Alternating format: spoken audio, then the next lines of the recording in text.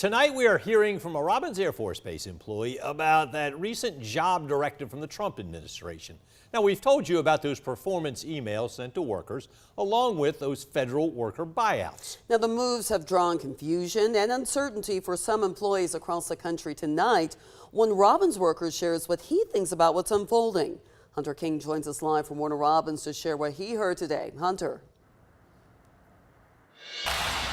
Well, we've heard a mix of concern and confidence. We were out here yesterday outside of Robins Air Force Base telling you about that email that employees received asking them to detail what they've done over the past week. Today, we sat down with a worker at Robins who, we were trying to gauge exactly just how people are feeling in and around the base. And here's what he had to say.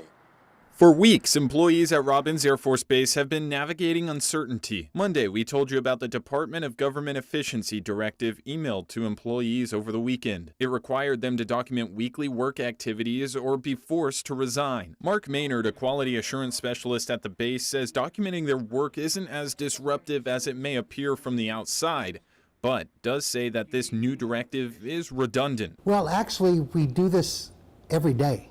All right, we have a system that monitors what we do. In my job, we have a system we do in evaluations. We have a record of doing it, time we did it, length of the inspections, everything else. Maynard evaluates processes and personnel at Robins and says extensive tracking systems are already in place. When I heard about it, I said, well, why are we having a redundancy in this?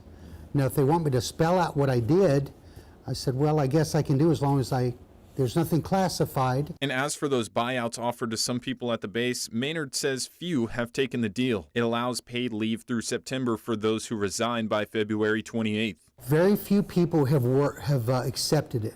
Not enough to reflect, to change the work environment. I do know of a couple technicians, but they're eligible for retirement anyway. Maynard says in 3 decades, he's seen the base weather numerous challenges. We're essential. I wouldn't worry about your job. I really wouldn't. I've been doing this for well over 30 years. And we've been through tougher times in this. We've been through surges, we've been through furloughs, we've been through war. Now, Maynard says that he's not too concerned about job cuts because the approximately 3,500 people, the mechanics that he works with every single day, he says does critical work that cannot be eliminated.